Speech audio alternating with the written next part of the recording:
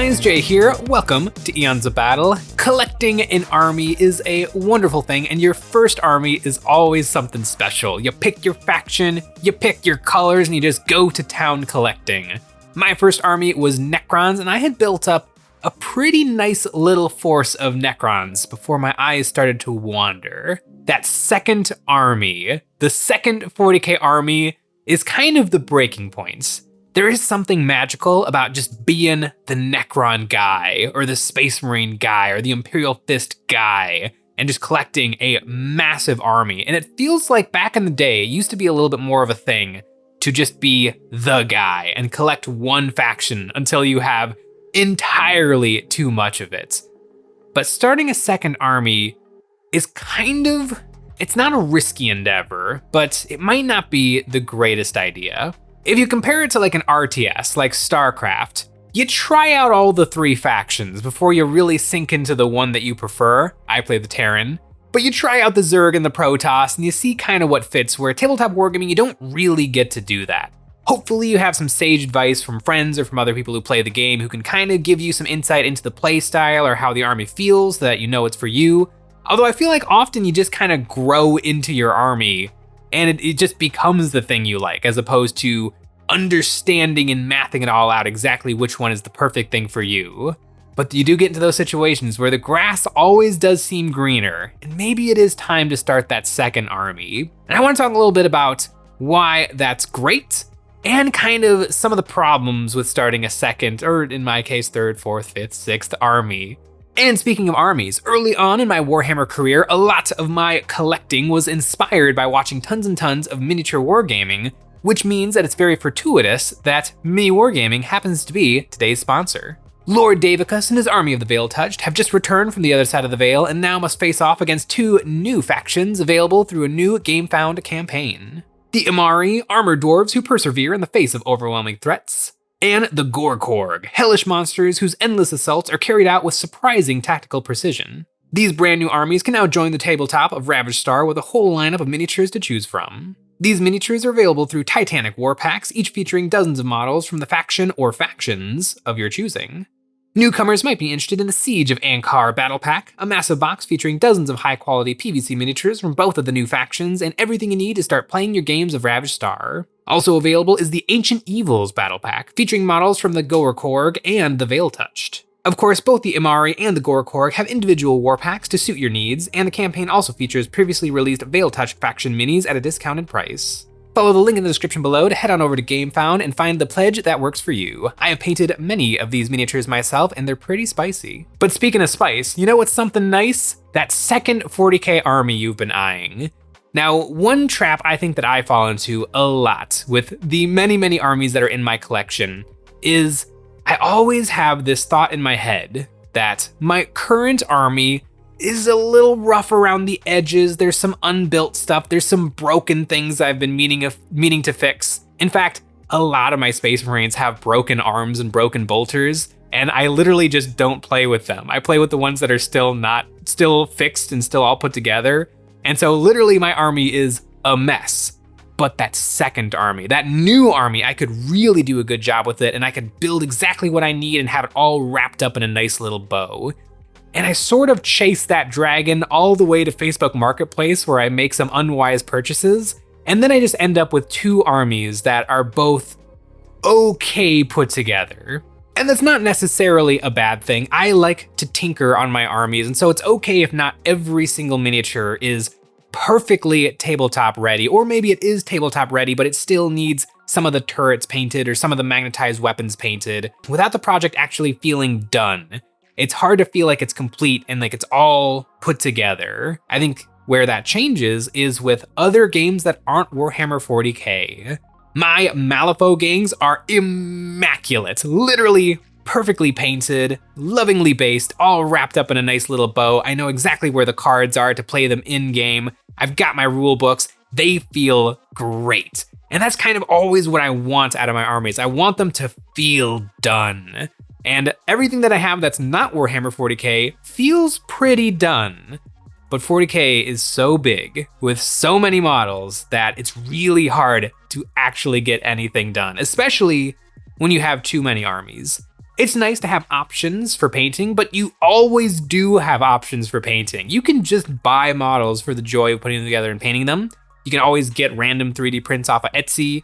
You can maybe try out some Ravaged Star minis. There's always options available to try out more things on the painting desk. You don't necessarily need to start an entire another army to do that. Other things that could persuade you to start another army is a little bit of a mess that I'm in right now is I want a Tyranid army. I have a Tyranid army. I have 2 copies of Leviathan and a smattering of other things that I managed to pick up secondhand. But literally every single Tyranid unit is out of stock from the Games Workshop web store. So I basically can't add to this army and get the things that I really need, like Harospexes. And so I've been working on my orcs, because orc stuff is available. And so I've been collecting my orcs, and a lot of my Tyranid units are just airbrushed red right now. Step 1 of painting them. And it almost feels like I don't need to paint them because I'm not currently gaming with them because I don't have the units that I actually need right now for my army. Once again, a very bad excuse because there's 3D printing, there's proxy models, there's secondhand sellers. I could get a move on with my Tyranids, but just because I can't literally go to the shop and buy them is kind of putting me off collecting them. I think Games Workshop would love us all to collect every single army under the sun, and I think that's probably why they have so many discount bundle boxes all the time, which I do think are a little bit of a trap, because it's great to get a discount, especially on Games Workshop minis that are really, really expensive, but how often do you really want every single unit in that box? Because if you don't want every single unit, it's not really a good deal. Like, if you buy a box and you're like, well, it already has the HQ that I already have, but I'll get all the other stuff for a discount. You're sort of not, because you're paying for an extra hero that you don't want in your army. Where I think the beauty of collecting an army is in the list building and in the figuring it out and then deciding what units work best for you and then going out and getting them. You're making all the decisions as opposed to Games Workshop and their bundling ability deciding what units are actually going to be in your army. And the boxes are extra mean because they haven't done this in a while, but usually it'll be 2 different factions jumbled up into one box. Perfect if you and your second army happen to match that box perfectly, but otherwise, are you really gonna sell the other half of those models in that box? Or are they gonna stick around because you're thinking, maybe one day I will have a Space Marine army and those miniatures will come in handy. But right now, it just got you to make that purchase. A second army for Warhammer 40k can be a little bit like downloading DLC for the game you're playing, where you've got your main force, you've played it over and over and over again, and to experience something else, you get into a second army. Or you just really want to experience something different with painting and modeling. For years and years, I only painted Necrons. Only. I painted a couple of other things for friends, but that was, if I was sitting down at the painting desk, it was Necrons. And then I started to collect some Space Marines. And all of a sudden I was experiencing a brand new thing and my skills grew a ton.